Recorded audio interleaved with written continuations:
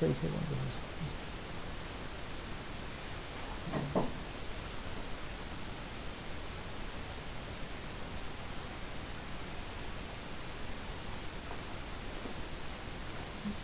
Buenas noches, estudiantes de la maestría de gestión de cuencas hidrográficas del curso de morfometría. Hoy vamos a ver el módulo 3, que es la fisiografía de cuencas hidrográficas. Cómo la vamos a determinar, cómo la vamos a cuantificar.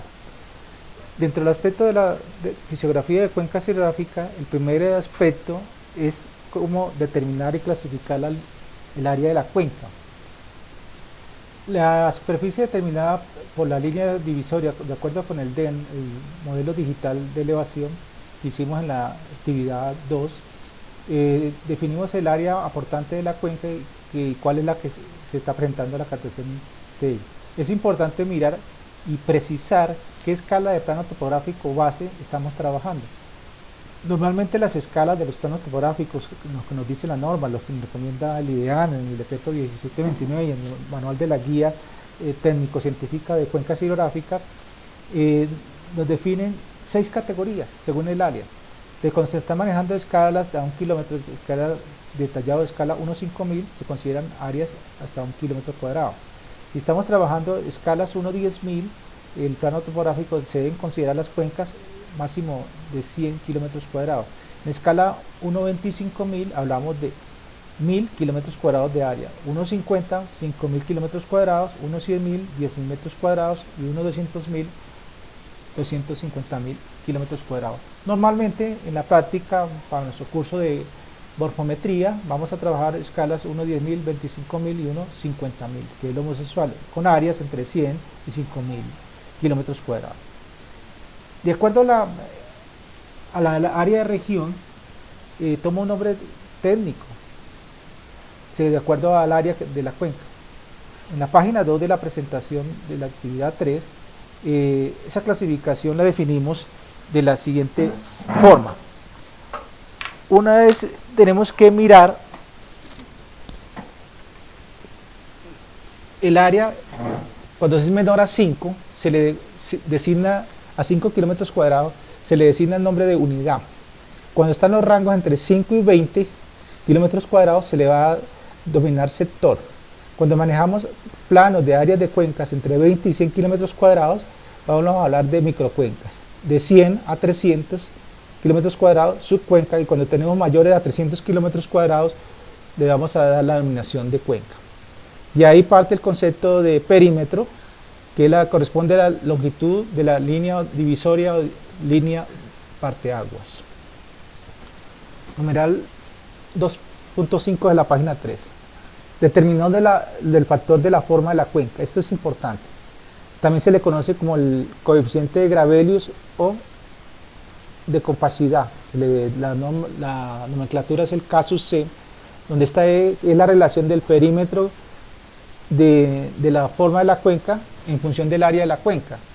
La fórmula universal es perímetro sobre 2 veces la raíz cuadrada de pi por el área de la cuenca, o igual a 0.28 por perímetros dividido sobre la raíz cuadrada del área, donde casus C se le conoce que el coeficiente de compacidad, P el perímetro de la cuenca dada en kilómetros, que se le conoce como la línea parteaguas divisoria, A el área de la cuenca, que es la metodología que calculamos por delimitación de cuencas. Ahí se clasifican en 4 categorías. Un KC1, cuando el valor nos da cercano a 1, la tendencia de la cuenca es circular y da una tendencia de crecientes o máximas avenidas alta, o sea, nos va a generar condiciones de altas escorrentías, procesos de erosivos en general. Cuando hablamos de una clasificación KC2, el valor del casus C oscila entre 1 y 1.25. La forma de la cuenca va a ser de casi redonda a oval redonda. La tendencia de las crecientes va a ser alta. Cuando hablamos de un factor casus C que oscila el valor entre 1.25 a 1.50, la forma de la cuenca tiende a ser oval redonda, oblonga. La tendencia de las crecientes es media. Cuando hablamos de una tendencia KC4, el valor oscila entre 1.5 a 1.75, el factor de la forma de la cuenca va a ser oval oblonga a rectangular oblonga, la tendencia de las crecientes es baja. Entonces, así no seamos expertos, dependiendo del factor de de compacidad o coeficiente de Gravelius me va a decir el comportamiento de la cuenca, dadas las crecientes. Entonces, cuando tenemos más cercanas a 1, la tendencia de la creciente es alta. Cuando es entre 1.5 a 1.75, la tendencia de las crecientes es baja. En la página 13 presentamos una serie de esquemas del comportamiento y formas de la cuenca como tal. 2.5, factor de forma, el K sub F. Se define es la relación entre el ancho promedio del área drenada con la misma longitud de la misma. El KF es el ancho promedio de la cuenca dividido sobre la longitud de la mayor de la cuenca. En este caso, miramos el lado que más se presenta cuando hacemos la definición del MD de la cuenca. Normalmente este factor nos indica las crecientes que se presentan en una cuenca de acuerdo a su forma y tienen una menor tendencia a las intensidades de lluvia, pero si la cuenca es igual, pero un K sub F más alto. Cuando el K sub F nos da mayor a 0.2, la tendencia menor a 0.22, la forma de la cuenca es alargada, de 0.22 a 0.30, alargada, 0.30 a 0.37, ligeramente alargada, 0.37 a 0.45, ni alargada ni ensanchada, 0.45 a 0.60, ligeramente ensanchada, 0.60 a 0.80 ensanchada, 0.80 a 1.20 muy ensanchada y de mayor a 1.20 redondeada. Es casi, diríamos, es la inversa al factor de compacidad. Cuando es menor a 1, nos da alta, que es todo cuando es mayor a 1.20, la tendencia tiende a ser a un valor alto. Si miramos el esquema, la relación entre la morfología de la cuenca y los eventos de precipitación nos dan las siguientes condiciones. Una, cuando es alargada, la tendencia de relación caudal-tiempo, la forma, si apreciamos en la figura de la página 4, tiende a ser constante. Si la cuenca, en este caso, en la parte es ovalada, y tenemos decir la máxima escorrentía, tiene una tendencia a formar decir un hidrograma o una campana de Gauss con relación de una relación de caudal en función de tiempo. Y si evaluamos la parte baja, la tendencia tiende a ser permanente con picos que pueden, lo que nosotros generamos cuando tenemos problemas de inundaciones, cuando hay altas precipitaciones. El índice de alargamiento. Este resulta de la longitud mayor de la cuenca entre el ancho mayor medido. Normalmente, si el índice de alargamiento es menor, la cuenca tiende a ser achatada y su red de drenaje tiene una forma de abanico y su cauce principal es corto. Entonces hablamos de cuencas que uno va a decir de menores a longitudes de tramos de 2 kilómetros de longitud. Cuando el IA o el índice de alargamiento es alto, la cuenca tiende a ser alargada en los afluentes, principalmente formarán un ángulo pequeño en esta confluencia. Que la fórmula para calcular el índice de alargamiento es la longitud mayor de la cuenca dividido sobre el ancho mayor medido perpendicularmente. Otro factor para evaluar de la forma de la cuenca es el índice asimétrico, conocido como el IAS. Es la relación entre la superficie de la vertiente más extensa a la menor más extensa de la cuenca. También nos indica la relación entre el área de aporte de la una a otra vertiente.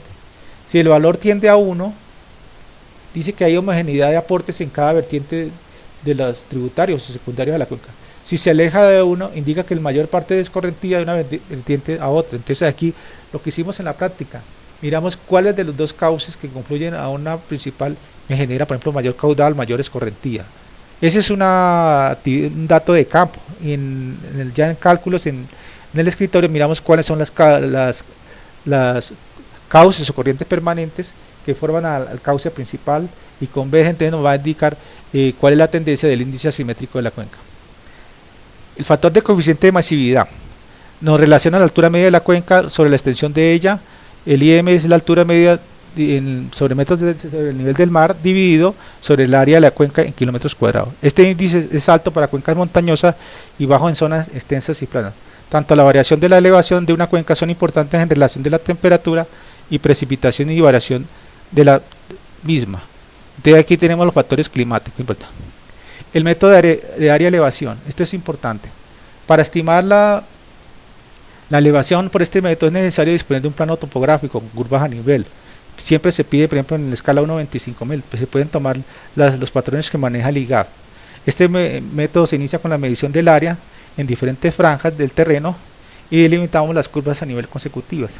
Aplicamos la sumatoria, que la elevación media es la sumatoria de las áreas parciales entre curvas de nivel consecutivas multiplicado por la elevación promedio de curvas de nivel consecutivas dividido sobre el área total de la cuenca. Hay dos ecuaciones. Entonces, para el caso de embalses lagos se aplica la relación de la curva de elevaciones, volúmenes y elevaciones de áreas. Es muy similar, entonces trabajamos la relación de elevación áreas en función de área en kilómetros cuadrados. En la página 6 se detallan las figuras y ecuaciones como tal. Método de la pendiente de la cuenca hidrográfica. Esta característica regula la velocidad de la escorrentía. Se mide también la pendiente en sentido vertical, donde miramos cuáles son los puntos de intersección de las líneas verticales en cualquier curva a nivel. En este ejemplo, por ejemplo, en la página 7 de la presentación se consideraron 11 intersecciones. Miramos la figura y medimos la longitud dentro de la rejilla y, por ejemplo, nos suman 16.65 kilómetros, que son de todos los puntos que están demarcados.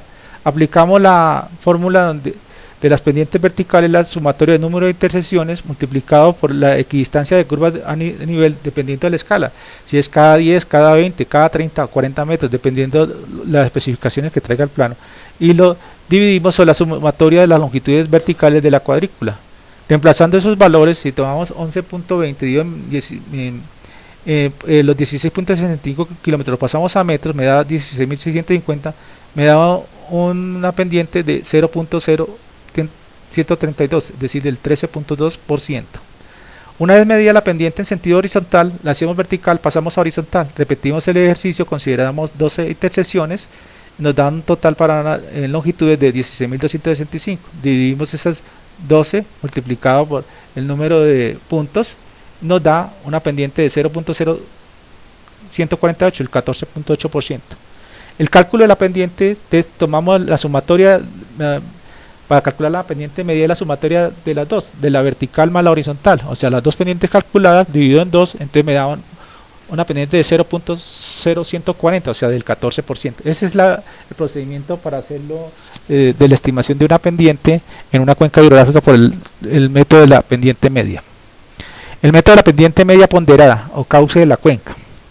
La podemos calcular mediante el trazado de una línea del perfil longitudinal del cauce entre el área comprendida entre esa línea y los ejes de coordenada, al igual que cuando hacemos el perfil de dichos ejes. En la figura hacemos el perfil que está del cauce real, que está delimitado con color azul. En la página 8 de la presentación miramos, le damos una línea punteada de color rojo seguida, que es la pendiente media moderada, y una de color lila o morado, la pendiente media. Entonces, ¿cómo lo calculamos?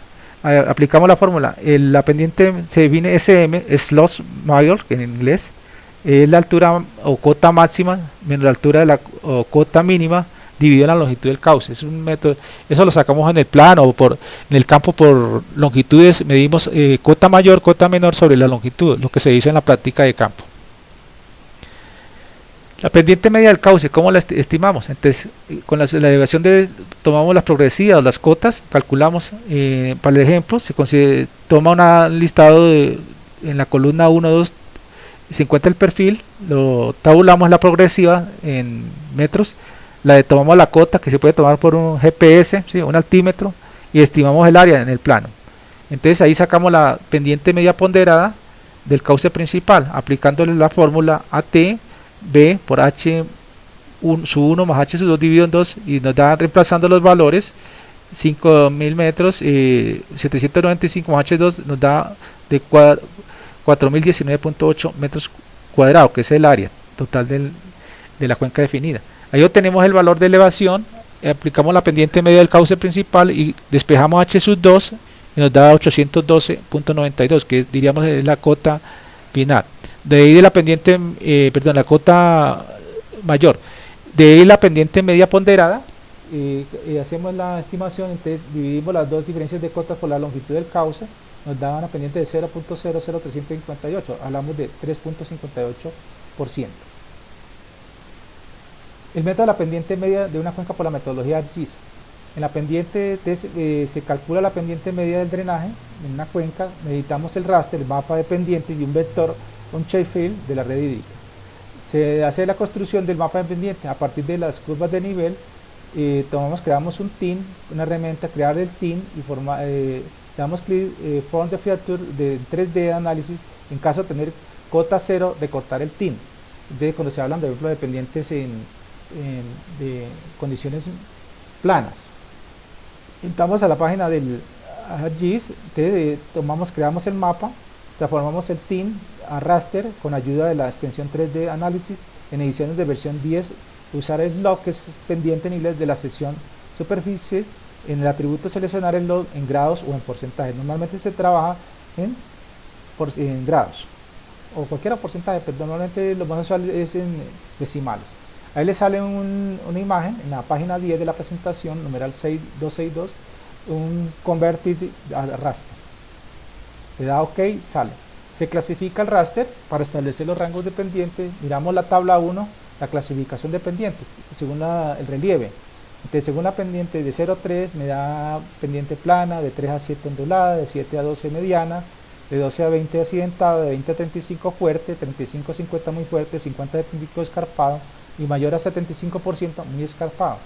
Entonces le damos a Input Raster, seleccionamos el raster con los valores de pendiente creados en el botón de Classify y definimos el rango con base a los valores de la tabla 1. Aplicamos el método de seleccionar un manual y elegir el número de clases 7. Es importante que ustedes tengan, cuando hagan los cálculos, definir el icono de porcentaje. Entran al seleccionador BitBolo, dicen porcentaje.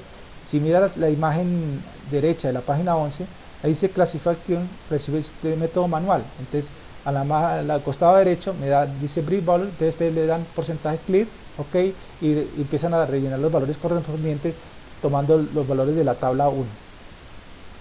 Cálculo de la pendiente media de la cuenca. Para el cálculo de la pendiente es necesario interpolar la red hídrica con mapa de pendientes por medio del Interpol Shape. Y entramos le damos clic en el Input Surface, seleccionamos el register del mapa de pendientes y repetimos el ejercicio similar a de delimitación. Entramos el Arts Toolbox, le damos 3D Analysis Tools, Functional Surface, Interpolar Shape. Finalmente usamos la herramienta de Zonal Statics Stable, zona estática de la tabla.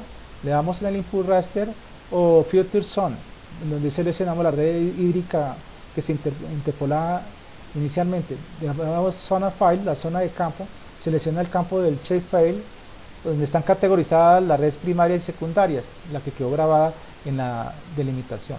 Le damos después el Input Value Raster, seleccionamos el mapa de pendientes y una vez le damos, repetimos la dirección de la herramienta, ArcTools, Spatial Analysis, Zonal Statics Table. Me sale en esa imagen Zonal Statics Table, lo que se describe en la página 12 de la presentación.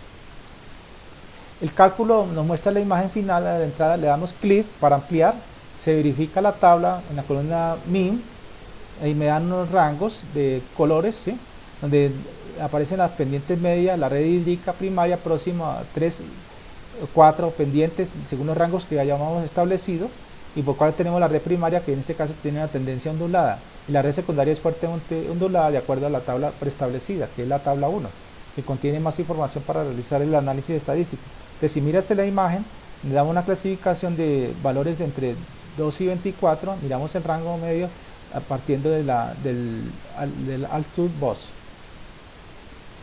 Método del cálculo de la pendiente media.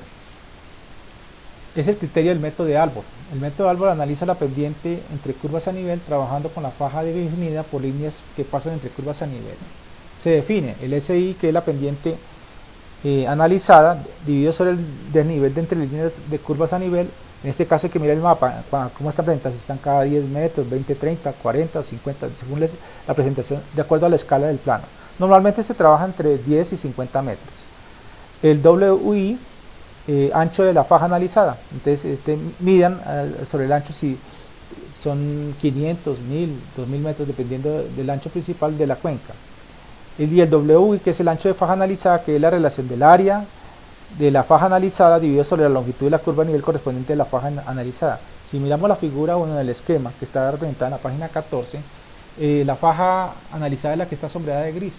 Ahí tenemos los factores A sub I, L sub I, para evaluar, decir, por el cálculo de pendiente de una faja, y para cada es la sumatoria del acumulado, para convertir, en este caso, Se recomienda trabajar curvas a nivel entre 5 y 10 metros en terrenos planos y si son zonas montañosas de 30 a 150 metros. Ojo, hay que tener siempre en cuenta, miren siempre la clasificación de las pendientes de la cuenca.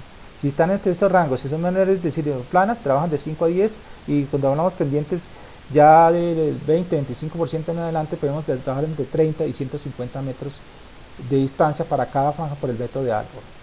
Aplicamos, es decir, la hallamos en una hojita de cómputo en la tabla 1, en la curva de la cota, la longitud, y aplicamos la longitud media de la pendiente y obtenemos que es la longitud entre la tabla y nos da un valor, hacemos el ejercicio franja por franja para obtener la pendiente aproximada y real de la cuenca como tal. Ahora vamos a mirar el método de pendiente media de la cuenca según el método de Orton. Este es muy parecido al método de Albor. Si ustedes miramos, se traza también en áreas, en franjas, para cuencas pequeñas se recomienda.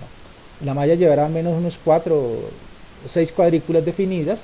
Una vez construida la malla, el esquema es similar, como vemos en la figura 2, donde se presenta una grilla de análisis y muy similar al proceso que se hizo por Albor. Las pendientes es el número de intersecciones multiplicado por la equidistancia entre curvas a nivel, dividido sobre la longitud de la línea en el sentido X dentro de la cuenca. Entonces hacemos el cálculo tanto para condiciones horizontales, que es el SX, y SY para condiciones verticales. Entonces Orton considera la pendiente media, incluye un factor que el n es la sumatoria de las intersecciones entre nx más ny multiplicado por el ángulo dominante entre las líneas de mallas o curvas de nivel. El ángulo lo podemos sacar en función de la longitud. Si me da un triángulo directamente nos lo da dentro del esquema que uno mira del perfil de la longitud en función de las altitudes. Para determinar en este caso la secante de teta de cada intersección es complejo. En la práctica se hace en propósito de comparaciones iguales y cada término secante lo hacemos equivalente a 1. O se debe considerar el promedio aritmético o geométrico de las pendientes en el eje X y en el eje Y como pendiente medio. ¿Sí? Entonces ahí podemos considerar las dos formas. Sería el promedio o la raíz cuadrada del producto de las pendientes en X y en Y. El método de rectángulo equivalente consiste en una técnica de simplificar en forma rectangular la cuenca hidrográfica. Aquí la delimitamos el área, multiplicamos por la longitud mayor por la longitud menor del rectángulo. Y la longitud mayor la calculamos por el factor del índice de compacidad por el área de la cuenca, multiplicado por 1 más 1 menos, multiplicado por 1.12 dividido sobre el índice de compacidad al cuadrado, todo eso dividido en 1.12. Estos valores también lo podemos de otras ecuaciones, por el perímetro, también se puede calcular, se dan dos ecuaciones. La longitud mayor, perímetro sobre 4, la raíz cuadrada del perímetro al cuadrado sobre 16 menos el área, y del perímetro menor, o lado menor del rectángulo, perímetro de la cuenca, o sea la línea parte agua dividido en 4, menos la raíz cuadrada del perímetro al cuadrado sobre 16 menos A. Entonces ahí tienen las ecuaciones, solo es reemplazar, ya conocemos el factor del índice de compacidad, podemos hacer el chequeo del ángulo respectivo. La curva isométrica. La curva isométrica describe la distribución del área acumulada de una cuenca de acuerdo a la altitud. La curva se construye con los datos altitudinales desde arriba hacia abajo. Presenta un carácter nomás de indica el total porcentaje del área por encima de la altitud consultada. Entonces, si miramos en la página 19, donde está el esquema de la curva isométrica, es el área parcial sobre el área total expresada en porcentaje con las cotas. Entonces construimos el gráfico aplicando la siguiente ecuación. H es la altura media de la cuenca, que es la sumatoria de las cotas medias del área entre curvas de nivel multiplicado por el área entre las dos curvas, todo eso dividido sobre el área total. Y ahí nos da unas condiciones.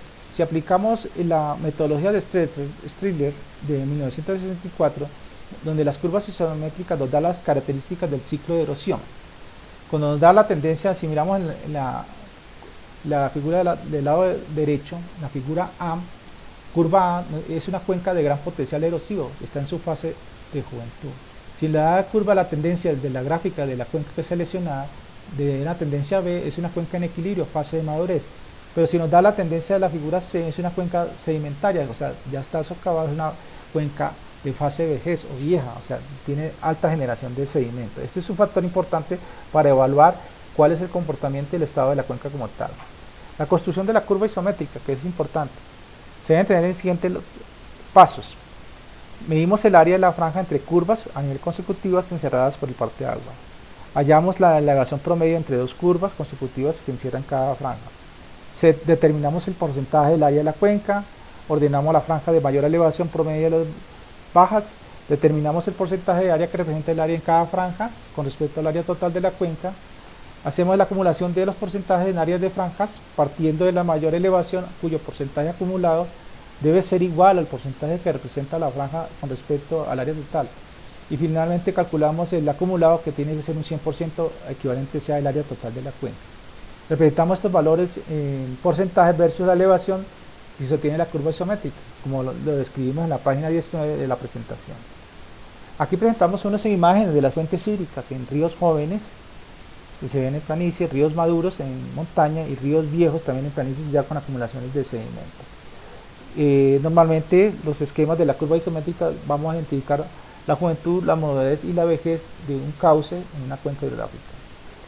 El índice isométrico, que ese es otro parámetro dentro de la curva, es para evaluar la relación que tenemos la tasa de elevación en función del relieve. Este puede ser calculado para cualquier cuenca. Puede usarse como un índice general para el proceso erosivo. El índice isométrico, mediante la ecuación que es la altura media menos la altura mínima, dividido sobre la altura máxima sobre la altura mínima. ¿Qué quiere decir eso? Esas altitudes medias las vamos a tomar tomando el perfil altitudinal de la cuenca. Le sacamos la altura media, la altura mínima, la altura máxima y la altura mínima. Y hacemos aplicación solo reemplazar valores.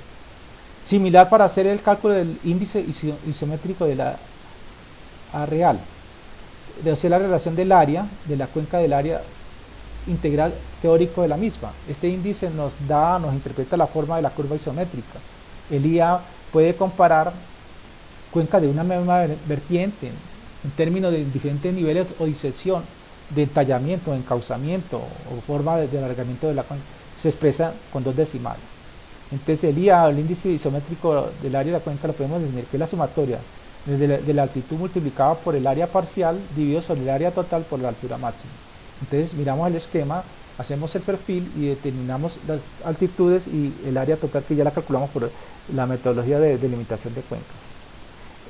La hoja de cálculo del área AICI para definir la curva isométrica. Entonces, traemos a colación un ejemplo donde se manejamos los intervalos de cuenca, sacamos la cota media, que es el promedio, definimos el área parcial para cada cuenca, sacamos el área parcial, que es el área parcial sobre el área total en porcentaje, después hacemos el porcentaje acumulado, multiplicamos el AI por CI, nos da la graficación de la curva isométrica, que se expresa entre el porcentaje acumulado y el ACI. Con eso construimos la curva isométrica. En la tabla 1 de la página 23 de la presentación, ahí presentamos un ejemplo detallado, sencillito, de cómo construir una curva isométrica a partir de las curvas a nivel que nos presenta nuestra cuenca hidrográfica. Descripción del paisaje predominante en la curva de la cuenca. Cuando tenemos la curva C de la curva isométrica, o sea, de una forma cóncava, el paisaje predominante de la cuenca es un área que se concentra en las partes bajas. Tenemos valles profundos, encajonados, amplios abanicos, zonas aluviales, piedemontes. Los procesos erosivos que predominan en este caso son procesos sedimentarios, aluviales activos, material que ha sido erosionado y depositado, son cauces de ríos viejos. La geomorfología son áreas de montaña baja, valles de piedemonte andino.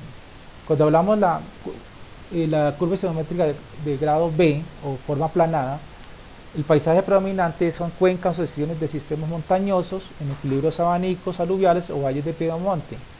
En procesos erosivos podemos grados agradativos o degradativos en equilibrio, cauces en ríos maduros, y la geomorfología, valles de montaña baja, clima seco. Cuando hablamos de la curva isométrica de curva A o convexa, gran parte de la cuenca, cuando hacemos la descripción de paisaje, está en las altitudes medias y altas, en las cuencas con altiplanos, lomas suaves, pendientes, valles extensos, cumbres moderadamente escarpadas. Los procesos erosivos son procesos activos, presentamos deslizamientos, cárcavas, rectación, formas periglaciares, son cuencas de ríos jóvenes. Y la geomorfología normalmente son en páramos andinos, áreas de montaña altas, altiplanicies. La descripción de formas y procesos predominantes de la cuenca. Entonces, los índices isométricos, el IHA y el IHA minúscula, cuando tenemos, por ejemplo, el rango entre 0 a 0.35, la tendencia es de curva cóncava, curva C. El tipo de la cuenca es sedimentaria, vejez, el tipo de cauce es viejo, los procesos hidrológicos son fluviales aluviales, la dinámica es de drenaje concentrado, erosión basal, baja capacidad de carga, y en los drenajes paralelo al meandrico distributario y anastomosado sumidero, que es el tipo de red de drenaje. Cuando nos da rangos entre 0.35 y 0.60, tienden a ser la curva isométrica de curva de grado B, que es de forma aplanada, son tipos de cuencas equilibradas, tipo del río cauce maduro, la morfología es procesos gradativos y degradativos balanceados, la dinámica fluvial es de drenaje concentrado, de erosión basal, alta capacidad de carga, y los patrones de drenaje predominantes son rectilíneos, dendrítico, paralelo y distributario.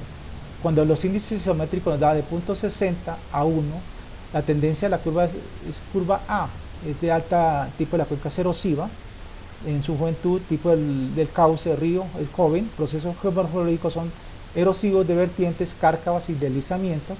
La dinámica fluvial es de drenaje difusivo, alta capacidad de carga con pendientes mayores. Los patrones de drenaje predominantes de dendrítico, radial, angular, rectangular.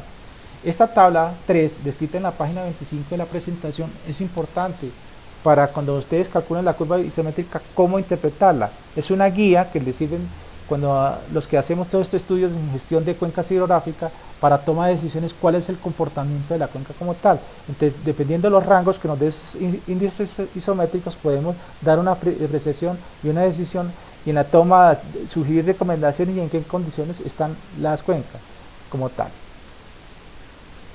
En la metodología de análisis de la curva isométrica, entonces, se manejan varios objetivos. Un objetivo principal, hacer la descripción del relieve de la potencia del drenaje en cuencas a través de la curva. Un objetivo específico, la diagramación de la curva como tal, que ya di el procedimiento.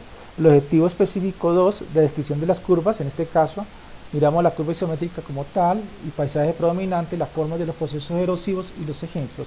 Y el objetivo 3 es el cálculo de la descripción del índice asimétrico de acuerdo a la tabla anterior interpretada respectivamente, la que escribimos en la página 25. Construcción de la curva isométricamente, el método ArcGIS, que esto es importante. Entonces, seguimos el análisis hidrológico para realizar la curva isométrica por medio del ArcGIS, que nos sirve para definir las funciones zonales y la reclasificación por el raster. Debemos tener en cuenta los siguientes pasos. Paso 1, se clasifica el raster con los MD, modelos digitales de elevación. Vamos al link del Spatial Analysis Tool, seguido del Draft Class, y luego le damos Reclassify o reclasificación. En la ventana aparece un CDMD, como nos muestra la siguiente ventana.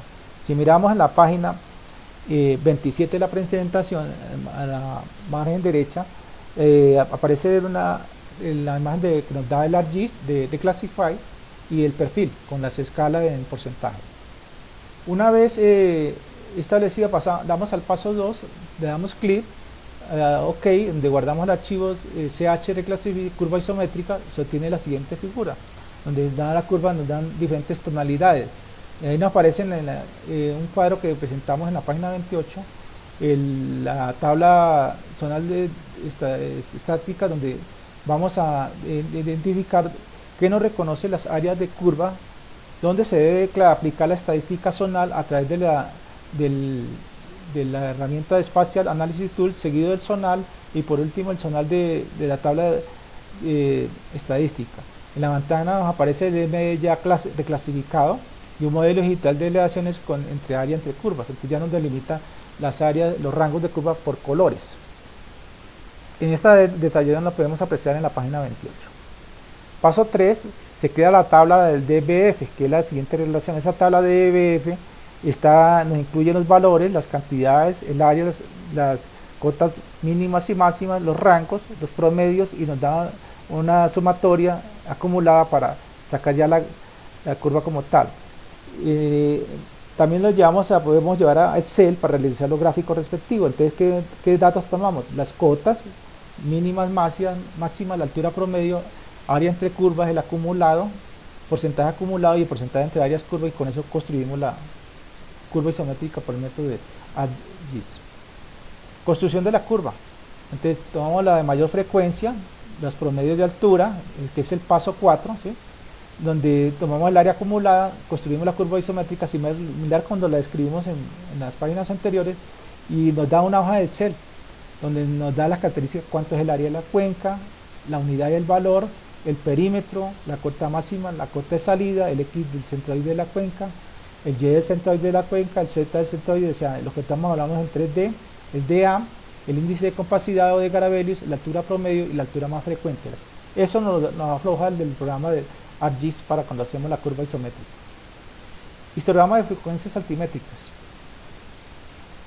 Eso es otro concepto que vamos a ver dentro de la forma de características de la fisiografía de la cuenca. Cuando hacemos un histograma de frecuencias altimétricas, lo importante que tenemos que tener en cuenta es la localización del centro de datos. En este caso, dónde están las estaciones pluviométricas, registros de lluvias, si hay estaciones pluviométricas, registros de caudales.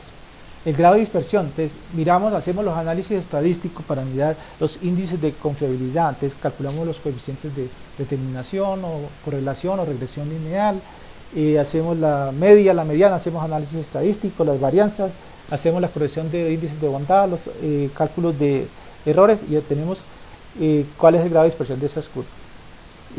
Definimos la sección, cuál es la tendencia de sesgamiento, es decir, si cae simétricamente en ambos lados, determinamos cuál es la tendencia, si es a la izquierda, derecha o tiene asimetría. Hablamos del grado de agudeza del pico, cuando se levanta y baja la pendiente. Este es un histograma en la página 31, presentamos un histograma de frecuencias de altura en función a la porcentaje del comportamiento de frecuencias, el número de eventos que se dan. Tenemos en la planta de la figura 1, un histograma de frecuencias altimétricas de una cuenca como tal. El histograma de frecuencia del área de cuenca lo podemos calcular como el porcentaje que es igual entre el área entre cuencas dividido entre el área de la cuenca. Ahí pongo un ejemplo a colación, y está en la tabla 2, está el área de altitud, donde está la superficie detallada, las curvas de frecuencia, la curva isométrica, la variación de altitudes, los factores de B, relación de kilómetros, la altura media, multiplicamos por área y construimos la curva de frecuencia. Entonces tenemos tabla 2, la gráfica 2. Entonces ese es el proceso de construir un histograma de frecuencia de área de cuenca. Eso lo podemos todo hacer en una hoja electrónica de Excel. La aplicación. ¿Cuál es la aplicación de ese histograma de frecuencias en una cuenca? En la tabla 2 presentamos la estimación de curvas isométricas y frecuencias altimétricas. Entonces ustedes lo tabulan por rangos, sacan el área entre curvas, el porcentaje del vegetativo, se divide el porcentaje parcial sobre el área total, tiene que darnos un 100%, la columna 3 y la 4 nos da un porcentaje de área sobre el límite inferior. Entonces con eso construimos la curva isométrica de una cuenca X cualquiera, teniendo siempre los datos, registros de altitudes y con base a las curvas a nivel. En la página 33 se describe paso por paso, hay un ejemplo de la estimación de las curvas isométricas y las frecuencias altimétricas, lo tenemos la figura y también sacamos el histograma como tal de esa cuenca que ustedes vayan a seleccionar. Medición de la precipitación de una cuenca. Entonces, para evaluar una precipitación de un estudio de cuencas, conocemos tres metodologías. Normalmente se parte que hay que tomar datos de precipitación diaria, mensual y anual a través de una estación pluviométrica. Normalmente estos registros los podemos conseguir en deportes del IDEAM, de las corporaciones o algunas instituciones donde lleven control, monitoreo diario, mensual y anual de lluvias. Los cálculos de precipitación media, normalmente tomamos la relación del volumen total recogido en la cuenca, eventualmente entre la distribución de este fenómeno. De acuerdo a esa variación física, la precipitación media en una cuenca en un periodo determinado, sea diario, sea mensual, sea anual. Una vez conozcamos este valor, se obtiene fácilmente el volumen de agua multiplicando por la superficie del área de la cuenca. El IDEAM nos ha dado tres métodos para evaluar cuencas: el método de media aritmética, el método de las isoyetas y el método de los polígonos de Thiessen. La media aritmética consiste en tomar 2 o 3 estaciones conocidas o en estaciones que están en la zona de influencia de la cuenca, tomamos los registros, si son diarios, mensuales, hacemos la sumatoria, número de precipitación en cada una de las estaciones, sobre el número de estaciones tenemos es un método, como su nombre lo indica, media aritmética, que es la sumatoria de los datos conocidos sobre el número de datos. Es una ecuación básica de la estadística como tal. El método de polígonos de Thiessen, que es el otro para evaluar la precipitación. Aquí es importante, debemos definir la ubicación de cada estación pluviométrica dentro de la cuenca o de la periferia de la cuenca. procedemos la aplicación identificando área de influencia en cada pluviómetro o pluviógrafo. Se van formando triángulos entre que la más cercana y los unimos con segmentos rectos sin que se corten entre sí, tratando los triángulos que sean equiláteros posibles o trapecios. Si miramos en la página 36 de la presentación, se aprecian dos esquemas de cómo hacer el trazado de los polígonos de Thiessen. ¿Cómo lo calculamos? Entonces, ahí presentamos una tabla desde la precipitación media de la sumatoria de las precipitaciones observadas en cada estación multiplicado por el área de cada estación correspondiente sobre el área total. Entonces tabulamos la estación, miramos cuánto es el registro, si es diario, si es mensual o anual, por cada estación, digamos el área que abarca la zona de influencia de la estación, lo llevamos sobre el área total de la cuenca, sacamos el porcentaje parcial, multiplicamos ese porcentaje parcial de la precipitación y obtenemos la sumatoria, me da la precipitación promedia de la cuenca estimada evaluada con base, si tenemos el número de estaciones que tengan, ya sea del IDEAN, sea de la corporación, o algún instituto de investigación que esté cercano a la zona de influencia. El caso de aplicación de polígonos de Thiessen es importante. Aquí les presento en la página 38 un ejemplo a colación, donde definimos 6 estaciones, le damos una precipitación media con sus datos, calculamos el área de cada uno, nos da un total de 17.34 y cada área parcial sacamos el porcentaje de área parcial y ese lo multiplicamos por la precipitación, me da la precipitación. Al hacer la suma obtenemos unos 16.7 milímetros. El ejercicio es sencillito, si miramos el caso de aplicación que se presenta en la página 38. Método de isoyetas. Ese es otro que se trabaja con un plano de mapa partiendo de las curvas a nivel de la zona de estudio, en este caso es la cuenca.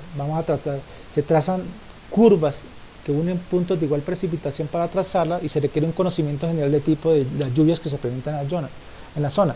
En muchos artículos hablan de tormentas, nosotros llamamos lluvias de intensidades máximas. Se inicia a utilizar segmentos de las estaciones pluviométricas de estudio según empleando la metodología de los polígonos de Thiessen y para cada uno de ellos. Es importante que tengamos los datos pluviométricos que vayamos a evaluar si son consistentes.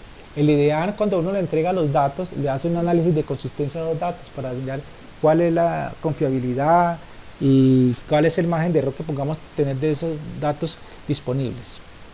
En la página 39 vemos dos esquemas del trazado de las curvas isoyetas. En la página 40 de la presentación, entonces, el procedimiento es la misma fórmula que trabajamos en polígonos de Thiessen, que es la sumatoria de la precipitación de áreas por cada estación por el área de influencia de cada estación dividido sobre el área total de la cuenca. Y en este caso, al hacer la tabulación, la precipitación de las curvas de isoyetas, presentamos un ejemplo en la página 41 similar al de polígonos de Thiessen y son las mismas fórmulas. ¿Qué es lo que cambia? Es el área que se define que está trazada por las isolíneas o isoyetas.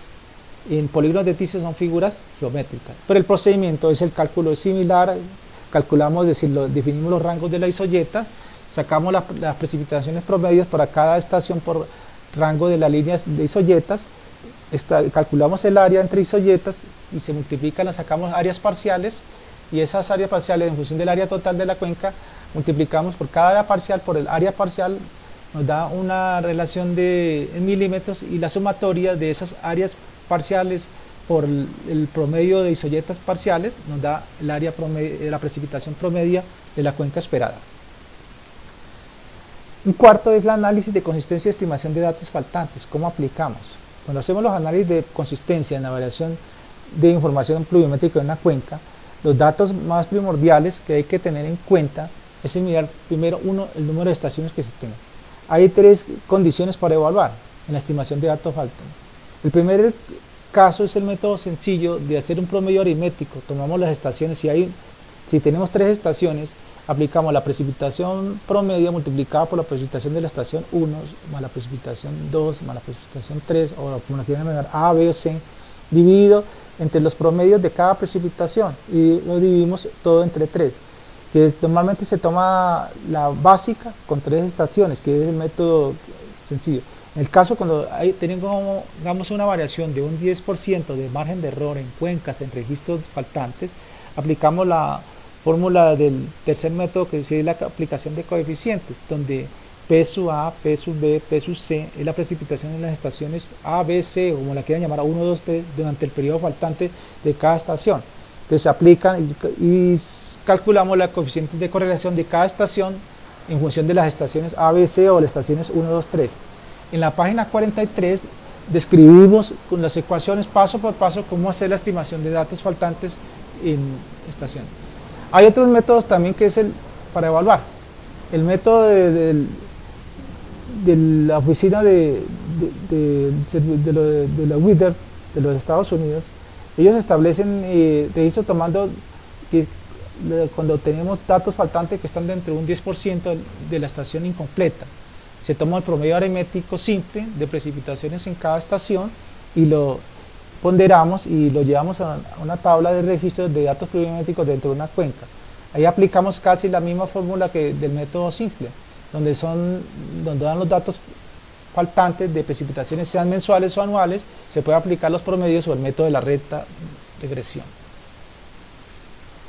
En los promedios aritméticos, en la página 45, presentamos un ejemplo donde se escoge una estación de índice A con precipitación de media y la estación de problema de cada estación correspondiente. Ahí calculamos, hacemos el método proporcional. En la tabla 5 podemos apreciar resultados finales de datos pluviométricos partiendo. Aplicamos después el método de la recta de regresión, que son estándares, hacemos el diagrama de dispersión en función de las coordenadas X y Y, o sea, lo que nosotros aprendimos en un cuadro de coordenadas cartesianas, ajustamos la recta a ese diagrama y esa recta se conoce como línea de regresión. Empleamos las ecuaciones, o sea, R, cuando tenemos igual a 0, la correlación es nula, entonces nos da una recta a 45 grados. Cuando es igual a 1, la correlación directa es positiva, y R menos 1, correlación inversa positiva. Es lo que nosotros hacemos casi la equivalente en la ecuación recta punto, en sentido de las pendientes. Entonces, aplicamos las tres ecuaciones que están descritas en la página 45. Hacemos la variación de análisis de consistencia de registro de datos de precipitación.